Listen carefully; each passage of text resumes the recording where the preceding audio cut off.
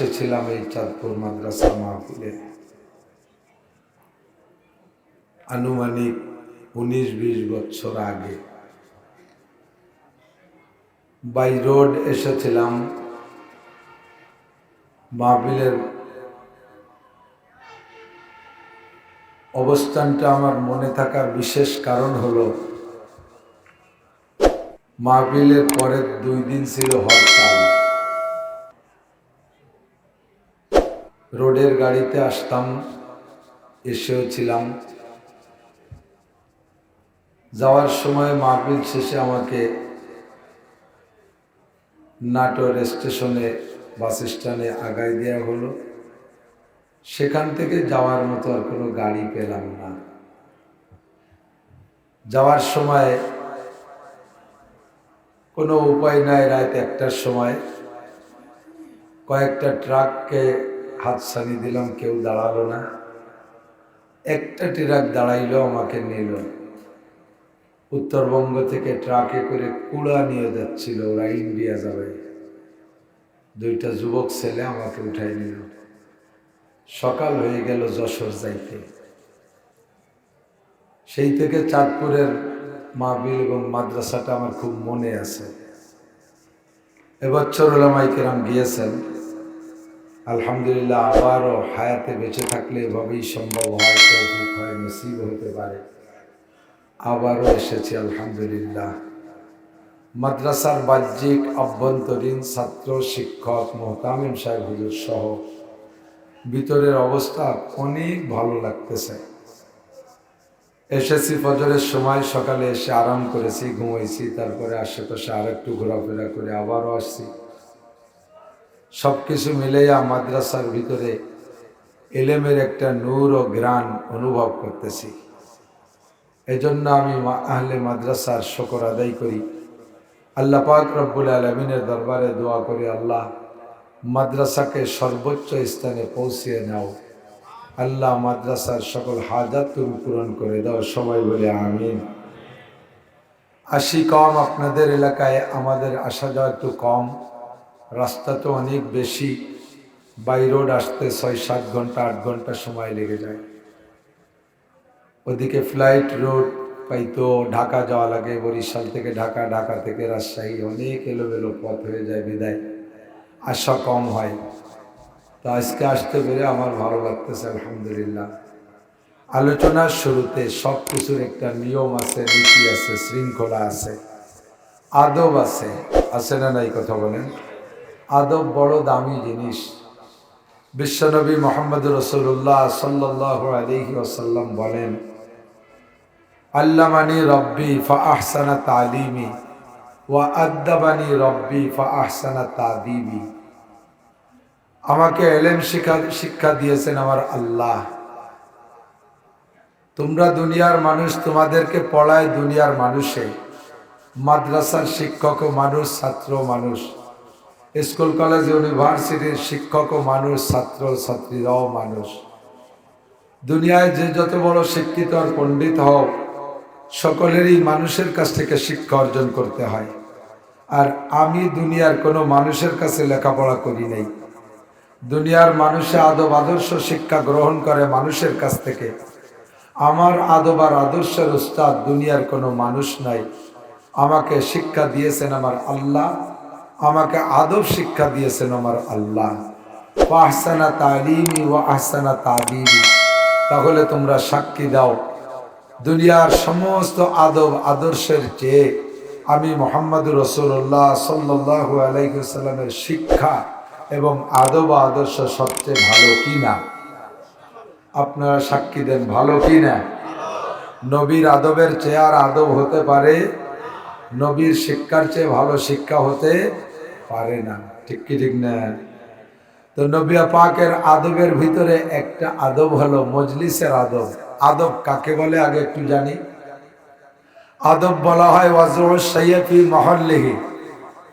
আমরা আরবিতে মাদ্রাসার ছেলেদেরকে পড়াই আরবি সাহিত্য। আরবি সাহিত্যকে আরবিতে বলা হয় আদব। তো আদব বলা হয় প্রত্যেক জিনিসকে তার নিজ নিজ স্থানে রাখা, যা যেখানে রাখা উচিত তাকে সেখানে সেরকম রাখার নাম আদব। যেমন টুপিটা যতই কম দামি হোক তার স্থান কোথায়? মোজা যত দামি হোক স্থান কোথায়? পায়ে, ঠিক না? প্যান্ট যত দামি হোক তার স্থান তার স্থানে। প্যান্টের নিচে আর একটা ছোট প্যান্ট পরে, তার স্থান তার স্থানে, নাকি বলেন? ওটা যত দামি হোক না কেন, কি বলে ওরে, জাঙ্গে কয় না, জাঙ্গে যত দামি হোক না কেন, ও কি মাথায় দেবে কেউ? ও তার জায়গা মতোই থাকবে, ঠিক কিনা? এটা হলো আদব। যেমন গামছা, তোয়ালিয়া, এগুলো ব্যবহার এক কাজের জন্য তৈরি, এর সেখানে ব্যবহার করাই উত্তম, এটাই আদব। আমরা যে রুমাল ব্যবহার করি, ওলামাই কেরামের ইউনিফর্ম, আমাদের জাতীয় পোশাক, এটাকে আমরা ব্যবহার করি মাথায়, ঘাড়ে, কাঁধে, পাগড়ির জন্য ব্যবহার করি। এটাকে অন্য কাজে ব্যবহার করা আদবের খেলাফ, ঠিক কিনা? অনেক সময় অজু বানাইলে ধরে এই রুমালটা দেয় ছাত্ররা হাত মুখ মুছতে, না, এটা ও কাজের জন্য নাই। আমি নিজের গামছাটা নিজের সাথেই রাখি। খানা খাওয়ার সময় দস্তারখানের স্থান দস্তারখানের জায়গায়, দস্তারখান হিসেবে আলাদা একটা কাপড় বা একটা কিছু থাকতে হবে। অনেক জায়গায় যাইয়া দস্তারখান খুঁজলে দস্তারখানা দিতে পারে না, বাড়ির থেকে একটা গামছা বিছাই যায়। আমি এক জায়গা মাহফিলে সুন্নতের বয়ান করেছি, ঘরে যাওয়ার পরে খানা খাইতে দেশে টেবিলে চেয়ারে, তা আমি বললাম সবে মাত্র চেয়ার টেবিলের বিপক্ষে বয়ান করে আসলাম, আর এসেই এখন চেয়ার টেবিলে খানা খাবো, এটা হবে না, নিচেই খানা খাবো, দস্তারখানা বিছান। মোটামুটি একজন মৌলবীর বাড়ি, কিন্তু দস্তারখানা কোথাও খুঁজে পাওয়া গেল না, দস্তারখানা নাই। লাস্টে তোয়াইলে একটা এনে বিছাই দিয়েছে, গামছা তোয়াইলে। দস্তারখানা তো এই জন্য বিছানো হবে যে হাতের থেকে পড়ে যাওয়া খাবারটা যাতে তুলে খাওয়া যায়। সাধারণ নিচের জায়গাটা ময়লা থাকতে পারে, খাবার ওর মধ্যে পড়লে তুলে খাইতে শখ লাগে, ঘৃণা লাগে। এজন্য একটা পরিষ্কার কাপড় বিছিয়ে খানা খাবো, যাতে খাদ্যটা পড়ে গেলে তুলে খাওয়া যায়। কিন্তু যেই কাপড়টা এনে বিছাই দিয়েছে, কে যেন ওইটাতে নাক মুছছে, আর নাকের ময়লা ওর ভিতরে পাকা ময়লা খানিক টান টান হয়ে লাগানো হয়েছে। এমনি জায়গায় পড়লে খাওয়া যায়, কিন্তু ওর মধ্যে পড়লে খাওয়া যায়।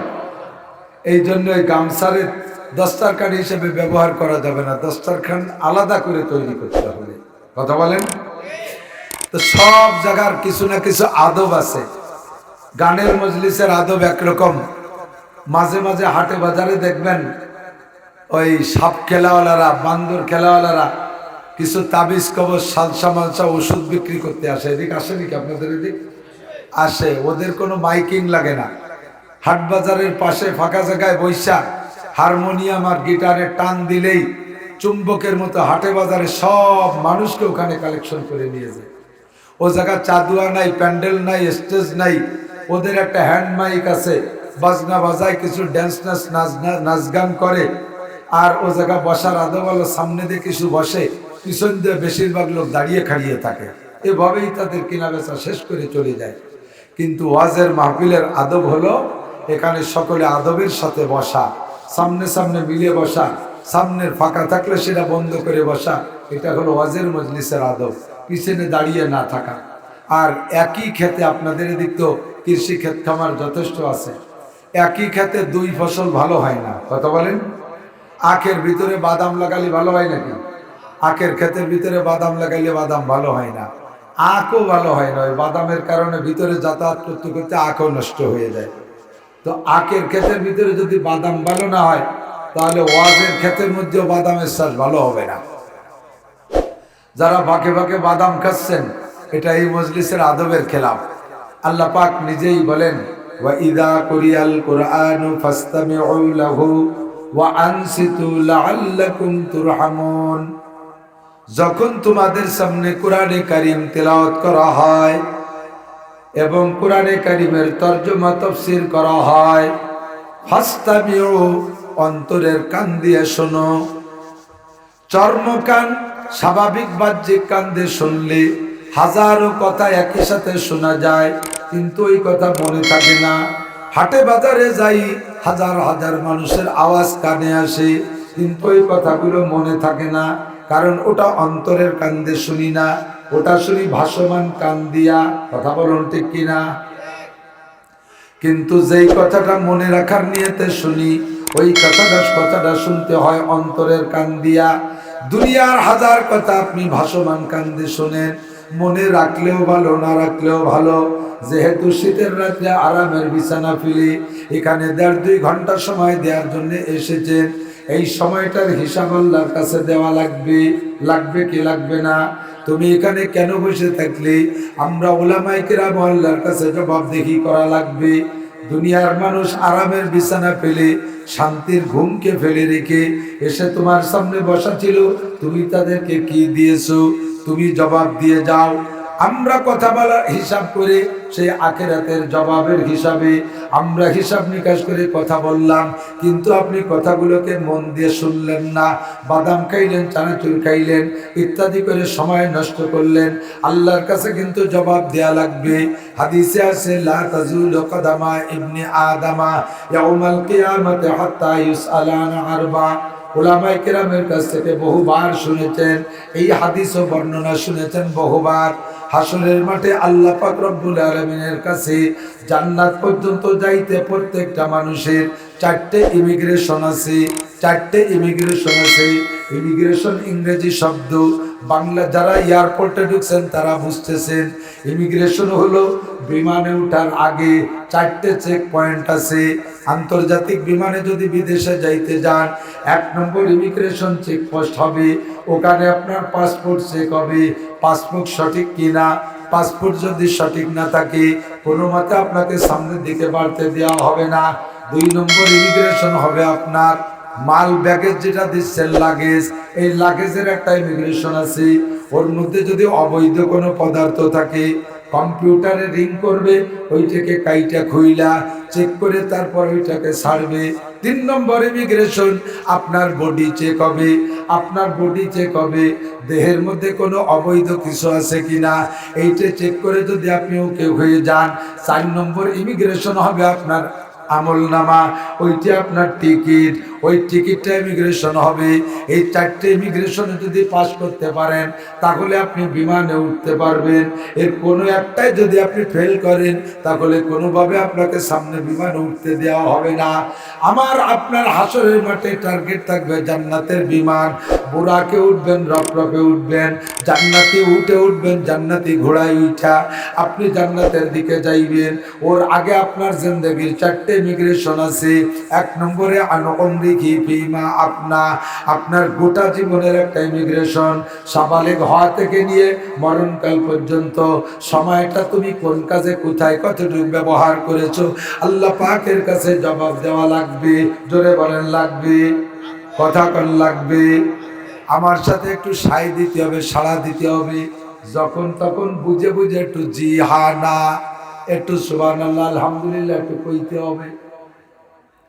বক্তাদের সাথে সহযোগিতা না করলে বক্তারা কথা বলতে পারে না। মাইকালা মাইক্রোফোন সাউন্ড কম পাচ্ছি, শেষিস দুর্বল, সারা বছর দৌড়াইতে দৌড়াইতে ভিতরে আর কোনো শক্তি নাই। এখন মাইকের শক্তিতে শক্তি। ইদানিং তো স্টেজে একটু বক্স রাখে, যেই শব্দটা বক্তার কানে আসলে বক্তা মনে করে যে সাউন্ড হচ্ছে, নইলে মনে হয় আওয়াজ হচ্ছে না।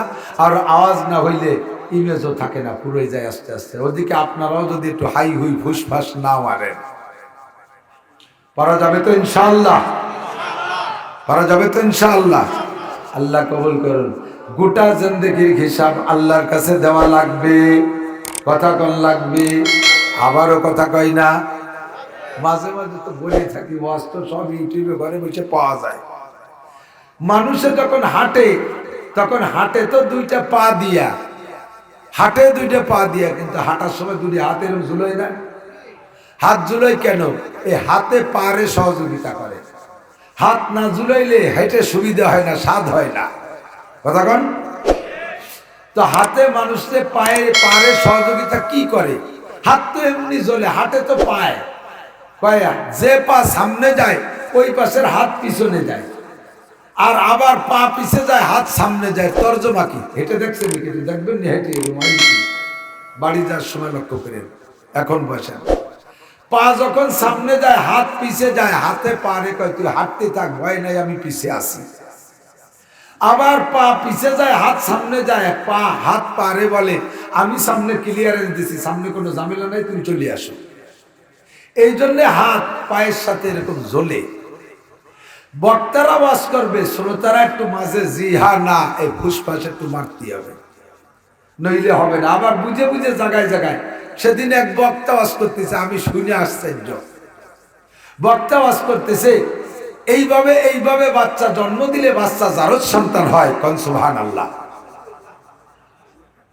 বক্তাই শিখাই দেয় কোন সুবহানাল্লাহ কোন, সেই বোঝে না কোন জায়গায় সুবহানাল্লাহ কইতে হবে। মসজিদের ইমাম সাহেব সকালবেলা মুসল্লিদেরকে ওযুর মাসালা শিখাইছে। তো ওযুতে বিভিন্ন অঙ্গ প্রত্যঙ্গ দোয়ার সময় দোয়া আছে। হাত ধোয়ার সময় দোয়া পড়তে হয়, মুখ ধোয়ার সময় দোয়া পড়তে হয়। আল্লাহুম্মা বাইয়িজ ওয়াজহি হিনা তাবিয়াতু ওজুহাকুম, আল্লাহ আমার মুখখান চেহারাটাকে তুমি উজ্জ্বল করে দিও। যেদিন হাসরের মাঠে নবী রাসূল আর ওলি আল্লাহদের চেহারা উজ্জ্বল হবে। চেহারা মুখ ধোয়ার সময় দোয়া পড়তে হয়, নাকের ছিদ্রের পানি নেওয়ার সময় দোয়া পড়তে হয়। সব দোয়াগুলো ইমাম সাহেব কয়েকদিন পর্যন্ত মুসল্লিদেরকে মুখস্থ করাইছে। আজকে দোয়া পড়ায় সাইরা দিছে। এবার ইমাম সাহেব ইশরাকের নামাজ পড়া এরপরে বের হইছে। মুসল্লি একদম বেরোইয়া মসজিদের পাশের বাথরুম হলো রাস্তার পাশে, মুসল্লি ওইটা বাথরুমে গেছে, যাইয়া পায়খানা জরুরত চাইরা এবার পানি খরচ করার সময় ওযুর দোয়া পড়তেছে, তাও জোরে জোরে। ইমাম সাহেব বেরোইয়া বাথরুমের সামনে যে শুনে ভিতরে কে যেন ওযুর দোয়া পড়ে। ওনার জানা আছে এই বাথরুমের ভিতরে ওযুর ব্যবস্থা নাই, শুধু বাথরুম। বাইরে অপেক্ষা করতেছে দেখি কোন কপাল গোড়া পায়খানার মধ্যে ওযুর দোয়া পড়ে। বেরোনোর পরে দেখে ওনার ফজরবাদের মুসল্লি একটা, জিজ্ঞেস করতেছে কি ব্যাপার, তুই বাথরুমের মধ্যে কোন দোয়া পড়লি? কয় হুজুর একটু আগে পড়াইছেন না, ছিদ্রই পানি নেওয়ার সময় এই দোয়া পড়িতে হয়। কয় ছিদ্র তো পড়াইছি, কিন্তু কোন ছিদ্র তা তুমি কি মনে রাখো নাই? কয় কোন ছিদ্রে পানি নিছিস তুই? কয় হুজুর আমার তো মনে নাই, আমার মনে আছে ছিদ্র, কিন্তু নাকের ছিদ্র না পাছার ছিদ্র তা মনে নাই। নাকের ছিদ্রে পানি নেওয়ার সময় যেই দোয়া, পানি খরচ করার সময় ছিদ্র হাতে পাইছে সেই দোয়া পড়ে। সব জায়গা কি এক দোয়া নাকি? ছিদ্র পাইলে কি এক দোয়া? লেকে সুরা কে দোয়া গম কর দায়ী, দোয়া মনে রাখছো কিন্তু ছিদ্র পাল্টাই ফেলাইছো। সব ছিদ্র এক দোয়া না। জায়গা বুঝে সুবহানাল্লাহ, জায়গা বুঝে আলহামদুলিল্লাহ, জায়গা বুঝে নাউজুবিল্লাহ, জায়গা বুঝে আল্লাহু আকবার। কথা বলেন। এই তো বলেছে। ব্রাজিল আর আর্জেন্টিনার স্লোগান তো শেষ হয়ে গেছে। আর আল্লাহ বাসালি নসিবে থাকলে 4 বছর না 5 বছর, 4 বছর পর ইয়াদ আছে তো মাশাআল্লাহ। স্লোগান তো শেষ, নির্বাচন আসতেছে আগামী ডিসেম্বর, জাতীয় নির্বাচন, সেই সময় দেবেন স্লোগান। এর আগে একটু মাঝে মাঝে জবান খুইলা একটু জোরে জোরে বলা লাগলে বলতে পারবেন তো ইনশাআল্লাহ? আল্লাহ কবুল করুক। 4টে ইমিগ্রেশন হাসরের মাঠে বিশ্বাস হয়? কথা বলেন হয়? কয়টা ইমিগ্রেশন মনে থাকবে? 1 নম্বরে আপনার গোটা জিন্দেগির ইমিগ্রেশন। আন উমরিহি ফিমা আফনা কারাবা কলকে আরি জুমলা রাস বা খুদা তদবির হিলা কায়রাওয়াজ, বা খুদা তদবির হিলা কায়রাওয়াজ। আল্লাহ পাক বলবেন দুনিয়ার কোনো কাজ তোমার অপরিপাটি না। বুড়ো মানুষ তাও তুমি লুঙ্গিটা আয়রন করে পরো, ময়লা লুঙ্গি তুমি পরো না। বৃদ্ধ মানুষ জামাটা তুমি আয়রন ইস্ত্রি করে সারা ব্যবহার করো না। বুড়ো মানুষ তোমার বেড বিছানাটা বড় সুন্দর। বুড়ো মানুষ তোমার রুমটা তুমি বড় পরিপাটি রাখো। বুড়ো মানুষ তোমার সাবান দিয়ে গোসল মুসল সবই ঠিক আছে। মাঝে মাঝে তুমি নাপিতের দোকানে যাইয়া চুল দাড়ি পেকে গেছে সুন্দর করে কালি মাখাইয়া ইয়াং হয়ে যাও, যুবক সাজো, এগুলো তুমি সুন্দর করে বোঝো। তুমি কোন কালে ইংরেজি পড়েছো আজও তা বলো না। তুমি বুড়ো মানুষ রিটায়ার্ডের পরে ইংলিশ পত্রিকা নিয়ে ইংলিশও পড়ো, বাচ্চা কাচ্চাদেরকে ইংলিশ পড়াইতে পারো। এর কোনো জায়গা তোমার কমতি নাই। ঘর তোমার সুসজ্জিত, দোকান তোমার সুসজ্জিত, অফিস আদালতের পরিপাটি সব ঠিক আছে। ও বান্দা তোমার নামাজটা কেমন, তোমার রোজাটা কেমন, তোমার পোশাকের সুন্নতি অবস্থা কেমন, তোমার ফরজ কেমন, তোমার ওয়াজিব কেমন, তোমার সুন্নাত কেমন, তোমার মুস্তাহাব কেমন, 5 ওয়াক্তের নামাজ কেমন, ফরজ সুন্নাত ওয়াজিব নামাজ কেমন, জুমার নামাজ কেমন, তোমার অর্থনীতি কেমন, তোমার পরিবার কেমন, তোমার সমাজনীতি কেমন ইত্যাদি জীবনের 70-80 বছরের হায়াতের একটু একটু করে একেবারে A to Z আমার কাছে হিসাব দিয়ে যেতে হবে। একটা মানুষও ইমিগ্রেশন অতিক্রম করার ক্ষমতা রাখবে না। হাসরের মাঠ জমিনটা চুম্বকের মতো হবে, তোমার পাটাকে জমিনে টেনে ধরবে। ইচ্ছা মতো লা তাজুলু কদামা ইবনে আদম, একটা কদম সামনে বাড়তে দেওয়া হবে না। এই 4 প্রশ্নের জবাব না দিয়া 1 নম্বর গোটা জিন্দেগির হিসাব, নারী বলো আর পুরুষ বলো সকলেরই যে যতটুকু হায়াত পেয়েছে হিসাব দেওয়া লাগবে। জীবন করে শোনেন বাবা, একটু অন্তরের কান্দে শোনেন। আল্লাহ কায় ফাস্তাবিউ, একটু অন্তরের কান্দে শোনো, তাহলেই তোমার অন্তরের পরিবর্তন আসবে। আমি আল্লাহর পর ভরসা রেখে বলি, আমি অন্তর থেকেই বলতেছি, আমার আওয়াজ আপনি যেমন শুনবেন আমার আওয়াজ আমিও শুনবো। আমার আওয়াজের জবাবে আমাকে আল্লাহর কাছে দেওয়া লাগবে। বয়ান করেছো লিমা তাকুলুনা মা লা তাফআলুন, তুমি ওয়াজ করেছো তুমি কেন আমল করে নাই? কাজে আমার বলাটা আমার অন্তর থেকেই বলতে হবে। আমি অন্তর থেকেই বলতেছি, আপনি অন্তর থেকে শুনবেন। গোটা জীবনের হিসাব কিন্তু দেওয়া লাগবে। আল্লাহ পাক বলেন, আপা হাসিবতুম আন্নামা খলাকনাকুম আবাসা, হে দুনিয়ার মানুষ তুমি কি মনে করো আল্লাহ তোমাকে অনর্থক সৃষ্টি করেছে? তুমি যা করতেছো এভাবে করেই তোমার জিন্দেগি শেষ। এ দুনিয়ার হায়াতে তোমার শেষ না, মূল হায়াত তোমার মরার পরে আসতেছে। ওই জায়গা তোমার গোটা জীবনের হিসাব দেওয়া লাগবে। হিসাবটা তো তৈরি করো। প্রত্যেকটা মানুষকে যদি জিজ্ঞাসা করি আজকে কি বার গেল, রবিবার না সোমবার? আজকে গেল রবিবার। গত রবিবারের সকালে কি খাইছেন? কয়জন কইতে পারবেন তাড়াতাড়ি? আমার মনে হয় একজনও খুব দ্রুত বলতে পারবেন না। যদি কেউ বলেন আচানক তাহলে মিথ্যাই বলতে হবে। আজ সকালে কি খাইছি তাও অনেকের মনে নাই। আর সারাটা জীবনের সামালে বয়সে 15 বছর বয়সে, এখন তোমার বয়স 40, 50, 60, 70, 80 হয়ে গেছে। সারা জীবনের A to Z তোমার হিসাব দেওয়া লাগবে, লাগবেই লাগবে। হিসাব দিতে গেলে পারা যাবে না। 2 নম্বর ইমিগ্রেশন। হে যুবক, পাগলামি করিস না। আনসাবাবিহি ফিমা আমলা,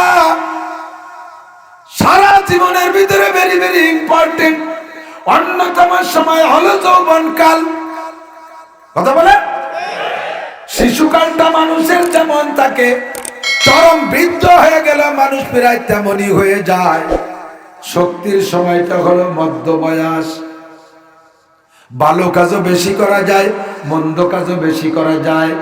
ইচ্ছা করলে বাইসাইকেল চালাইয়া তুমি 13, 14, 15 জানুয়ারির ইজতেমায় এই নাটোর থেকে যাইতে পারবা। ইচ্ছা করলে বাইসাইকেল চালাইয়া চরমোনাইয়ের ময়দানও যাইতে পারবা। ইচ্ছা করলে তুমি আকাম করতে কক্সবাজার কুয়াকাটা সেই চরের উপরে তুমি এই নাটোর থেকে বাইসাইকেল চালায় চলে যেতে পারবা। এটা হলো যৌবনের গরম আর যৌবনের হিট। যাও যৌবনকালে ইচ্ছা করলে সারা রাত তুমি গান শুনতে পারবা। যৌবনকালে ইচ্ছা করলে রাত 1টা থেকে 3টা পর্যন্ত ব্রাজিল আর আর্জেন্টিনার খেলা দেখেছো, প্রমাণ আছে। অন্যায় তুমি সারা রাত করতে পারো।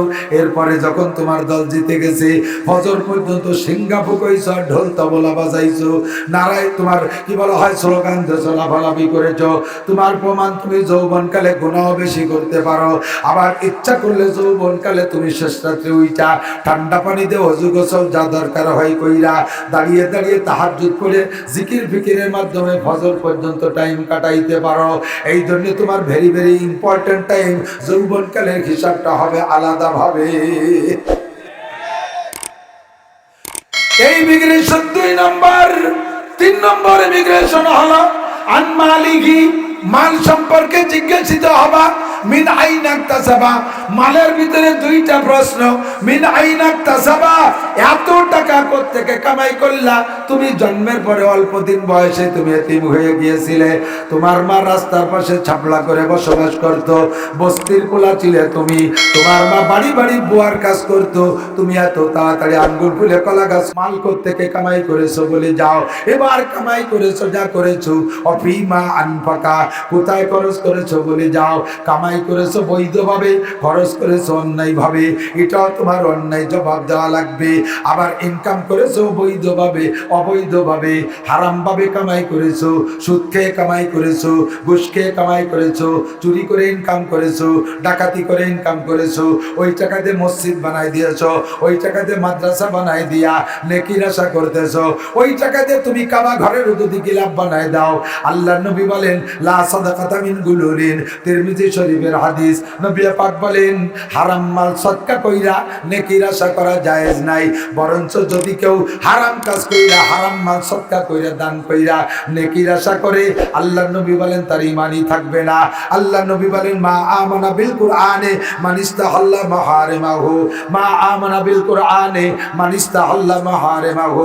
আল্লাহর কোরআনে যারা হারাম বলেছে তাকে যদি তুমি হালাল মনে করো, আল্লাহর কোরআনে যাকে হারাম বলেছে তারে যদি তুমি হালাল মনে করো, কোরআনে যারা অবৈধ বলেছে তারে যদি তুমি বৈধ মনে করো, হারাম মাল দান করতে কোরআনে নিষেধ করেছে, তুমি হারাম মাল দান করে যদি নেকির আশা করো, এইটা তুমি কোরআনকে অস্বীকার করেছো। আল্লাহ নবী বলেন কোরআনের ভিতরে 1,00,000 হুকুম আছে, এই 1,00,000 হুকুমের ভিতরে 99,999টা বৈধ হুকুমকে তুমি মানো, একটাকে তুমি মানো না। আবার 1,00,000 নিষেধ আছে, 99,999 নিষেধকে তুমি বিশ্বাস করে পরিহার করে চলো, আর একটা নিষেধে তুমি মানো না, ওইটারে তুমি হালাল মনে করো। আল্লাহ নবী বলেন তুমি গোটা কোরআনকে অস্বীকার করেছো, তুমি কোরআনকে বিশ্বাস করা হয় নাই, তুমি পাক্কা কাফের, তুমি বেঈমান। আবু জাহাল যে জায়গা জাহান্নামে, তোমারও সেই জায়গা হবে জাহান্নাম। মিন আইনা ইকতাসাবা ফীমা আনফাকা, মাল কোত্থেকে কামাই করেছে, কোথায় খরচ করেছে, হিসাব দিয়ে দাও। ও মুসলমান, 4 নম্বর ইমিগ্রেশন হবে ওয়ামাদা আমিলা বিমা আলিমা। কোরআন হাদিস সরাসরি দেখা নিজেরা যা শিক্ষা অর্জন করেছো, অথবা হক্কানি উলামায়ে কেরামের কাছ থেকে শুনেছো, তবলিগের লোকের কাছ থেকে শুনেছো, মাঠে ময়দানে বক্তারা বলেছে, এভাবে কথাগুলো শিখেছো, যে কথাগুলো শুনেছো শিখেছো, এই কথার পর কতটুকু আমল করেছো জবাব দিয়ে যাও। মাজা আমিলা বিমা আলিমা, তুমি যা শিখেছো আমল করেছো নাকি, জবাব দেওয়া লাগবে। কথা বলেন লাগবে কি লাগবে না? আমরা উলামায়ে কেরাম মাঠে ময়দানে বয়ান করি, আমরা যত বক্তা বয়ান করেছি কখনো কি ক্যালকুলেশন করে দেখেছেন, হিসাব নিকাশ করে দেখেছেন? এই 2-5 ঘন্টার বয়ান সারা জীবনে ওয়াজ শুনেছেন, সমস্ত ওয়াজের সারসংক্ষেপ কি, এর খুলাসা কি, এর রেজাল্ট কি, অবশিষ্ট আমি এর থেকে কি নিলাম? বন্ধুরে, সমস্ত বক্তাদের ওয়াজের সারাংশ হলো দুইটা কথা, আমর বিল মারুফ নাহি আনিল মুনকার, সৎ কাজের আদেশ আর অসৎ কাজের নিষেধ। কথা বলেন ঠিক কি না? সমস্ত বয়ানের সারসংক্ষেপ হলো সৎ কাজের আদেশ আর অসৎ কাজের নিষেধ। আবার আল্লাহ পাক রব্বুল আলামিন বলেন মানুষকে আমি যে ম্যাটেরিয়াল দিয়ে তৈরি করেছি, মানুষকে দুনিয়ায় যেভাবে স্বাধীনতা দিয়ে ছেড়ে দিয়েছি, মানুষকে যেভাবে জ্ঞান বুদ্ধি দিয়ে ছেড়ে দিয়েছি, এই মানুষ কি করবে দুনিয়ায় যাওয়ার পরে এইটা আল্লাহ পাক জানেন। আল্লাহ পাক জানেন মানুষের স্বাধীনতাকে প্রয়োগ কইরা মানুষে কেউ ভালো হবে, কেউ মন্দ হবে, কেউ নেকি করবে, কেউ গুনাহ করবে, কেউ বড় গুনাহ করবে, কেউ ছোট গুনাহ করবে। এই গুনাহ করবে মানুষ, এটা মানুষে করবেই করবে। পিছনে লেগে আছে শয়তান, মানুষের চিরশত্রু শয়তান। শয়তানের হাত থেকে কোনো মানুষে বাঁচতে পারবে না।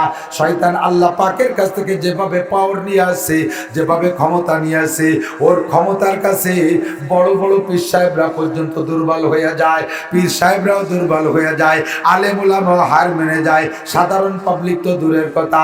শয়তানে মানুষকে গুনাহ করানোর জন্য যথেষ্ট পরিমাণ ক্ষমতা আল্লাহ পাক তাকে দিয়েছে। এই ক্ষমতা প্রয়োগ করে মানুষকে গুনাহ করাবে। আল্লাহ পাক রব্বুল আলামিন মানুষকে আবার সুযোগ করে দিয়েছে, ও বান্দা, শয়তান তোমার এই গুনাহ করাইয়া একেবারে জাহান্নামের দ্বার প্রান্তে পৌঁছায় দিবে। ওই জায়গা যাইয়া তুমি যদি আমাকে স্মরণ কইরা অন্তর থেকে আমার প্রতি বিশ্বাস রাইখা খালেস তওবা করো, ইস্তেগফার করো, অন্তর থেকে যদি তওবা করো, আল্লাহ পাক রব্বুল আলামিন বলেন ফাউলাইকা ইউবাদদিলুল্লাহু সাইয়্যাতিহিম হাসানাত। মেহেরবান আল্লাহ দরজা খুলে রেখেছে। শয়তান কয় আল্লাহ আমারে যদি তুমি সুযোগ দাও তাহলে আমি সুম্মালা উকবিয়ান্নাহুম আজমাইন, একটা বনি আদমকে জান্নাতে যাইতে দেব না, সবগুলোকে আমি গুমরা করে ছাড়বো, জাহান্নামে নিয়েই ছাড়বো। আমি একটাকেও জান্নাতে যেতে দেব না, পারবো না শুধু দুই একজন মানুষের সাথে। ইল্লা ইবাদাকাল মুখলাসিন, তোমার মুখলেস বান্দা যারা, যারা খালেস তোমার জন্য ইবাদত করে, ওদের সাথে শুধু পারবো না, আর সকলকে আমি গুমরা করে ছাড়বো। আল্লাহ পাক রব্বুল আলামিন বলেন, শয়তান তুই আমার কাছ থেকে সুযোগ নিয়েছিস, বান্দার কাছে যাবি চার দিক দিয়া, শয়তানকে আমি সামনের দিক দিয়ে আসবো, পিছনের দিক দিয়ে আসবো, ডান দিক দিয়ে আসবো, বাম দিক দিয়ে আসবো। এই চারটে দিক শয়তান আল্লাহর কাছ থেকে চেয়ে নিয়েছে। আল্লাহ পাক বলেন, তুই চার দিক চেয়ে নিয়েছিস, চার দিক দিয়ে আমার বান্দার কাছে যাবি, পারিস যত গুনাহ করাবি করাবি। দুইটা দিক বান্দার কাছে আমার থেকে চেয়ে নিস নাই, উপর দিক চেয়ে নিস নাই, আর নিচের দিক চেয়ে নিস নাই। আমার বান্দা সারা জীবন ভরে গুনাহ করতে করতে অবশেষে যে বয়সী হোক না কেন, যদি ওর ভিতরে বুঝ আসে, ওর ভিতরে যদি ঈমান আসে, আমার বান্দার ভিতরে যদি ভয় আসে, ভয় এসে যদি বান্দা সিজদায় পড়ে যায়, নিচের দিক তুই চাস নাই, সিজদা দেয় মাটি মানুষের নিচের দিকে। আমার বান্দা যখন নিচের দিকে মাটিতে সিজদা দেবে, আর সিজদা থেকে উঠে উপর দিকে হাত তুলবে, এই দুইটা দিক তুই চেয়ে নিস নাই। আমি আল্লাহ পাক রব্বুল আলামিন এই দুইটা দিক দিয়ে আমার বান্দার জন্য রহমত আর বরকতের দরজা খুলে দিয়া আমার বান্দার জীবনে সব গুনাহ মাফ করে দেব। আল্লাহ পাক রব্বুল আলামিন বলেন, বান্দা আমার দিক যত ইবাদত আছে, সমস্ত ইবাদতের মধ্যে সর্বশ্রেষ্ঠ ইবাদত কি? বলেন কি? সব ইবাদতের মধ্যে সবচাইতে বড় ইবাদত হলো গুনার কাজ ছেড়ে দেওয়া। বোঝেন নাই কথা? আল্লাহ নবী বলেন, ইত্তাকিল মাহারিমা তাকুন আবাদান নাস। হযরত আবু হুরায়রা বলেন, নবী পাক সাল্লাল্লাহু আলাইহি ওয়াসাল্লাম আমাদেরকে ডাইকা বলতেছেন, মাইয়া খুযু মিন্নি খামসা কিসাল, এ তোমাদের মধ্যে কে আছো আমার থেকে 5টা গুণ অর্জন করবা, 5টা যোগ্যতা আমার শিক্ষা মতে নিয়ে নিবা। ফায়ামালু বিহিন্না, এই 5টা গুণকে অর্জন করবা, নিজে আমল করবা। আও ইউআল্লিমু মাইয়ামালু বিহিন্না, অথবা কেউরে শিখাই দিবা সেই 5টা কথার পর আমল করবে। ফাকামা আবু হুরায়রা দাঁড়িয়ে গেলেন, আনা ইয়া রাসূলুল্লাহ, ওই 5টা গুণ আমি অর্জন করব, আমি নেব 5টা গুণ। ফাকাযা বিয়াদি, নবী পাক আমার হাত ধরলেন। আবু হুরায়রা বলেন, নবী আমার হাত ধরলেন, হাত ধরে ফাদ্দাহুন্না ফিহা, আমার হাতের মধ্যে 5টা গুণ আঙ্গুলের মাধ্যমে গুনে দিলেন। একটা হাতে 5টা আঙ্গুল আছে, এক পাশ দিয়ে গুনা শুরু করলেন। 1 নম্বরে বৃদ্ধি আঙ্গুলটা ধরে হুজুর বললেন, আবু হুরায়রা 1 নম্বরটা ধরো, ইত্তাকিল মাহারিমা, ইত্তাকিল মাহারিমা, যত প্রকার হারাম আছে হারামগুলোকে ছেড়ে দাও, তাকুন আবাদান নাস, তাহলে হবা তুমি সবচাইতে বড় আবেদ, সবচেয়ে বড় ইবাদত করনেওয়ালা। তোমার চাইতে বড় ইবাদত করনেওয়ালা কেউ নাই। কারণ নবী পাক বলেন নাই, বেশি বেশি নামাজ পড়ো সবচেয়ে বড় আবেদ হবা, বেশি বেশি রোজা রাখো সবচেয়ে বড় আবেদ হবা, বেশি বেশি যাকাত দাও সবচেয়ে বড় আবেদ হবা, বেশি বেশি হজ করো সবচেয়ে বড় আবেদ হবা, বেশি বেশি চরমুনাই যাও, বেশি বেশি তাবলীগে যাও, বেশি বেশি তিলাওয়াত করো, বেশি বেশি জিকির করো, বেশি বেশি দান করো, তাহলে সবচেয়ে বড় আবেদ হবা। আল্লাহ নবী কথা না বলে আমার হাত ধরে আঙ্গুল ধরে বললেন, ইত্তাকিল মাহারিমা তাকুন আবাদান নাস, তুমি সকল প্রকার হারামকে ভয় পাও, হারামকে ছেড়ে দাও, তাহলে হবা সবচাইতে বড় আবেদ। কারণ ইবাদত বন্দেগী করা যত সহজ, এদিক তাকান, ইবাদত বন্দেগী করা যত সহজ, ইবাদতকে ধরা যত সহজ, গুনার কাজকে ছেড়ে দেওয়া অত সহজ না, গুনার কাজে ছেড়ে দেওয়া অত সহজ না। গুনাহ যদি নিজের চরিত্রের সাথে একবার অ্যাডজাস্ট হয়ে যায়, ওই গুনার থেকে ফিরে আসা বড় কঠিন। যেই লোকটা সিগারেট খাওয়ার অভ্যাস আছে, কত সিগারেটের ওয়াজ করলাম, সিগারেট যেই ব্যক্তি খায় ওই ব্যক্তি ধূমপান করার কারণে মুখের ভিতরে দুর্গন্ধ হয়। হাদিসের মধ্যে আছে, আল্লাহ নবী বলেন, যেই ব্যক্তির মুখের মরণের সময় মুখে কোনো অবৈধ জিনিস খাওয়ার কারণে, হারাম জিনিস নাপাক জিনিস খাওয়ার কারণে মুখের ভিতরে দুর্গন্ধ হয়, ওই লোকটার মৃত্যুর সময় জান নেওয়ার জন্য রহমতের ফেরেশতা আসে না, ওর জান কবজা করার জন্য আসে আযাবের ফেরেশতা। আর আযাবের ফেরেশতা যার জান কবজা করে, ওর মুখের দিক দিয়ে জানটা কবজা করে না, ওর জানটা বের করে পিছনের রাস্তা দিয়া, মলদারের ভিতর দিয়া বাম হাতটা ঢুকিয়ে দিয়ে পিছন দিক দিয়ে তার জানটা বের করে নেয়। ওই লোকটার মরণের সময় কলেমা নসিব হয় না।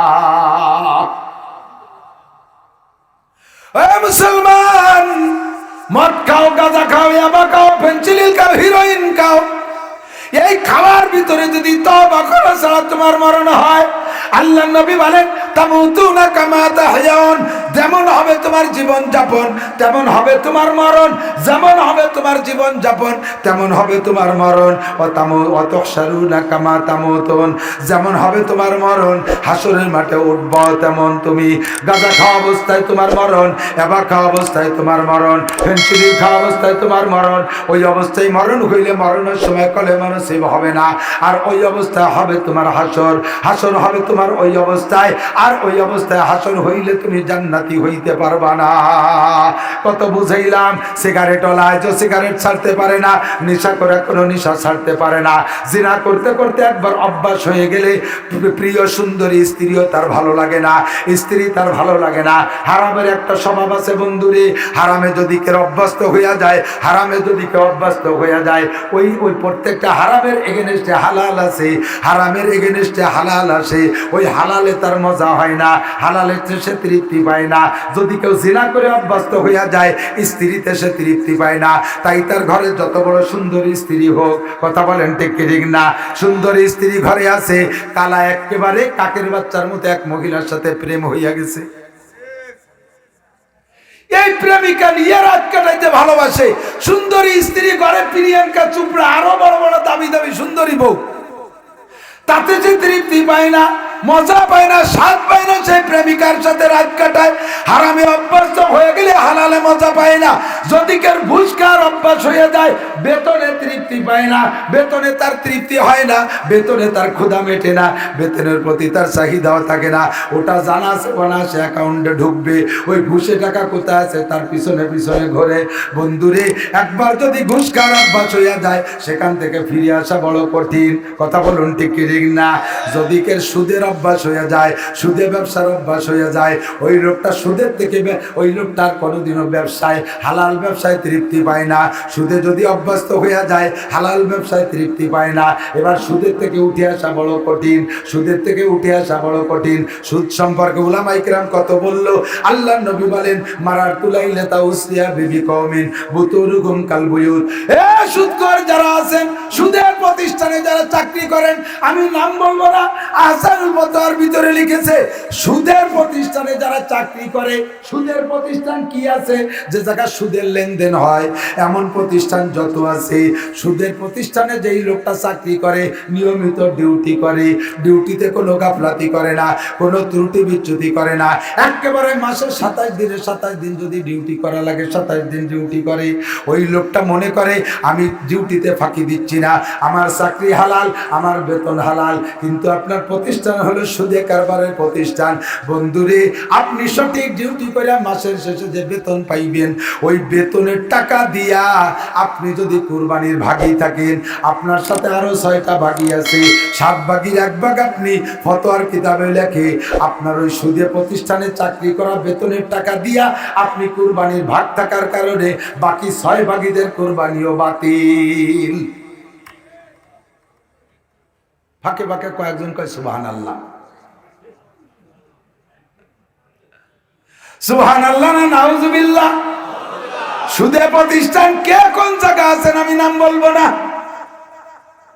আল্লাহ নবী বলেন মারারতু লাইলাতা উসরিয়া বিবি কওমিন বুতুনুহুম কালবুয়ুত। আমি মেরাজের রাতে জাহান্নাম দেখতে গিয়ে দেখি এক শ্রেণীর মানুষের পেট বিশাল বিশাল ঘরের মতো বড় বড় পেট, ফিহাল হাইয়াত, এই পেটগুলো খালি না, পেট ভরা সাপ আর সাপ। তোরা মিন খারিজি বুতুনিহিম, পেটের বাইরে থেকে সব সাপগুলো দেখা যাচ্ছে।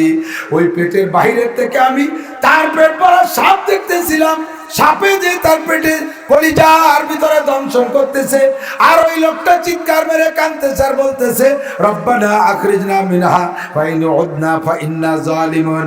রব্বুল আলামিন আরেকটা বার দুনিয়ায় পাঠিয়ে দাও, জীবনে আর কোনোদিন এই অন্যায় করব না।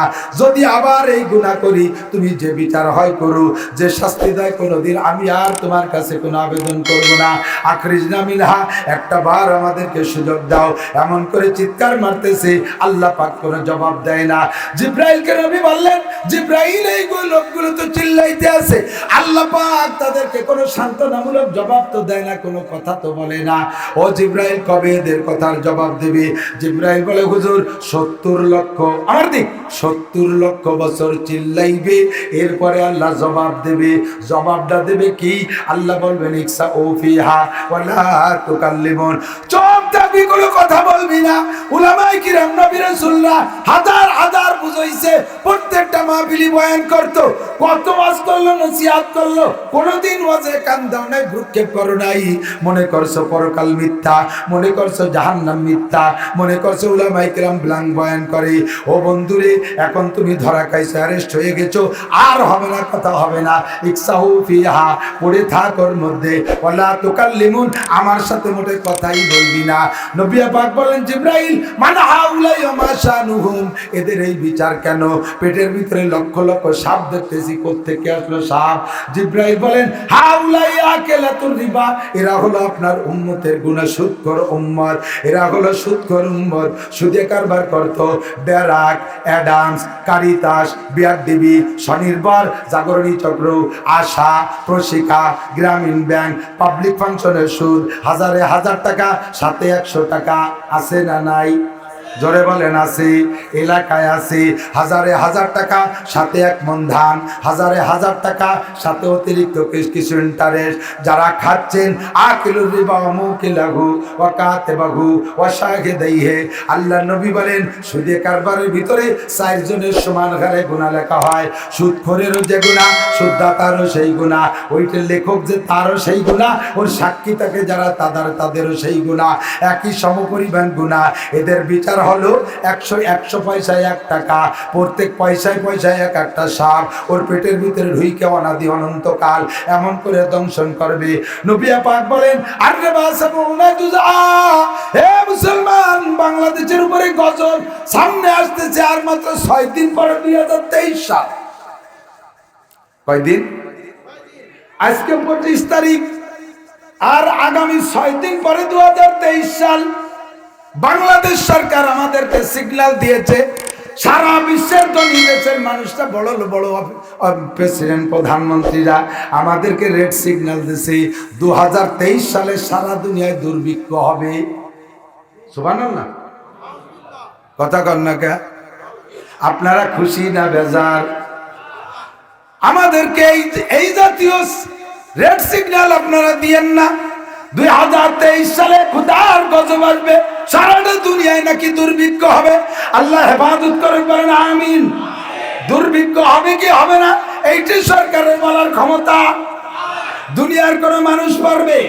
আল্লাহ পাক বলেন মা তাদরি নাফসুম মাযা তাকসিবু গাদা, আগামী কালকে কি ইনকাম করবে এইটা কইতে পারবা না, এইটা কইতে পারবা না। দুনিয়ার ডেভেলপার, দুনিয়াকে বাংলাদেশকে ডিজিটাল বানানোর জন্য সব সরকারি আদাজাল খেয়ে নামছে, সব সরকার চেষ্টা করে। বিএনপি সরকার 5-10 বছর চেষ্টা করে ব্যর্থ হয়ে চলে গেছে। আসছে আওয়ামী লীগ সরকার, একটানা 15 বছর দেশ চালাইয়া, এরপরে আমাদের রেড সিগন্যাল দেশে 2023 সালে নাকি দুর্ভিক্ষ আসবে। তাহলে কি কাম করলেন যে আমাদের ডিজিটাল বানাইতে পারলেন না? দেশকে আপনারা এতটুকু নিয়ে বুঝতে পারলেন না যে আগামী বছর থেকে আমাদের দেশ সচ্ছল হবে? আমরা তো এটা আপনাদের থেকে কামনা করি নাই, আপনাদের থেকে কামনা করেছি। বলবেন 2023 সালে চাউলের কেজি হবে 20 টাকা, তেলের কেজি হবে 25 টাকা, চিনি হবে 20 টাকা, রড সিমেন্ট দাম কমে যাবে, সবকিছু দ্রব্যমূল্য কমবে, বিদ্যুৎ বিল চলে আসবে অর্ধেকে। পারলে এইগুলো বলেন, না পারলে আমাদের ভয় দিয়ে আতঙ্কিত কইরা আমাদের বিপদে ফেলানোর চেষ্টা করবেন না। কথা বলেন ঠিক ঠিক না? রুজির মালিক কে? রুজির মালিক কে? অবিশ্বাস রিজকুকুম ওয়া মা তুআদুন। ব্যাংক আমারে রুজি দেয় না, বিশ্ব ব্যাংক আমারে রুজি দেয় না, গ্রামীণ ব্যাংক আমারে রুজি দেয় না, বাংলাদেশ ব্যাংক আমারে রুজি দেয় না, সরকার আমারে রুজি দেয় না। রুজির মালিক আমার আল্লাহ। আবিসসামায়ে রিজকুকুম ওয়া মা তুআদুন। আল্লাহ কয় আসমান থেকে রুজি আসে, ওয়াদা যা করেছে তা আসমান থেকে আসে। হে দুনিয়ার মানুষ, মুসলমানরা বিশেষ করে জেনে নাও, আল্লাহ কয় মা মিন দাব্বাতিন ফিল আরদি ইল্লা আলাল্লাহি রিজকুহা। জমিনে যত প্রাণী আছে যারা এই কানা খায় সকলের রুজি আল্লাহ দেয়। কেউ দুনিয়ার কোনো মানুষ মখলুকের রুজি দিতে পারে না। আমি আগে একদিন পড়তেছিলাম, একটা তিমি মাছে এক ওয়াক্তে খানা খায় কি পরিমাণ, 3000 ভালো খানেওয়ালা, এক পোয়া চাউলের ভাত খানেওয়ালা মানুষ বর্তমানে খুব কমই আছে। কথা কন, আগে মানুষে খানা খাইতো খোদার জ্বালায়, ক্ষুধা লাগতো তাই ভাত খাইতো। বর্তমানে আমার জানা মতে বেশিরভাগ মানুষই ক্ষুধার তাড়নায় খায় না, ওক্ত আসে খাইতে হবে তাই চারটে খায়। সেই রকম ক্ষুধা কি লাগে? কথা কন, বিস্কুট মিস্কুট চা পান এটা ওটা খাইতে খাইতে কোনো সময় বেটা কি দিয়ে থাকে না, ঠিক না? যদি ক্ষুধা লাগায় খাই, এক পোয়া চাউলের ভাত খাই, এই এক পোয়া চাউল হিসাব কইরা 3000 মানুষে এক করতে যে খানা খায়, একটা তিমি মাসে সেই খানা খায় প্রত্যেক একা করতে। ও যদি 3 ওয়াক্ত খায় তাহলে 9000 মানুষে যে খানা খায়, একটা তিমি মাসে ডেলি সেই খানা খায়। যদিও 3 ওয়াক্ত খায়, আরো যদি ডেলি 1 ওয়াক্ত খায় তাও 3000 মানুষের খানা ও একদিনে খায়। এমন করে হাজার হাজার লক্ষ তিমিরে আল্লাহ খাওয়ায়। কাফেরদেরকে আল্লাহ খাওয়ায়, নমরুদরে আল্লাহ খাওয়াইছে, ফিরাউনরে আল্লাহ খাওয়াইছে, কারুনরে আল্লাহ খাওয়াইছে, সাদ্দাতরে আল্লাহ খাওয়াইছে, হিন্দুদেরকে আল্লাহ খাওয়ায়, বুদ্ধদেরকে আল্লাহ খাওয়ায়। এতদিন পর্যন্ত আল্লাহ খাওয়াইতেছে। আমার বিশ্বাস মুসলমানদেরকে আল্লাহ না খাওয়ায় রাখবে না, ঠিক কি ঠিক না? আমার বাংলাদেশে হিন্দু আর মুসলমান বেশি না মুসলমান বেশি? 90% মুসলমান বাংলাদেশে, 90%-এর ভিতরে হাজার হাজার আলেম তালবি আলিম আছে, মাদ্রাসার ছাত্র আছে। মাদ্রাসার ছাত্ররা অসহায় অবলা। যারা যত অসহায় তাদের তাওয়াক্কুল তত বেশি, যারা যত অসহায় তাদের তাওয়াক্কুল আর ভরসা আল্লাহর পর তত বেশি। কথা বলেন ঠিক কি ঠিক না? ও বন্ধুরে, সরকারি প্রতিষ্ঠানে যারা চাকরি বাকরি করে তাদের ভরসা সরকার, মাস গেলে বেতন দেবেই দেবে।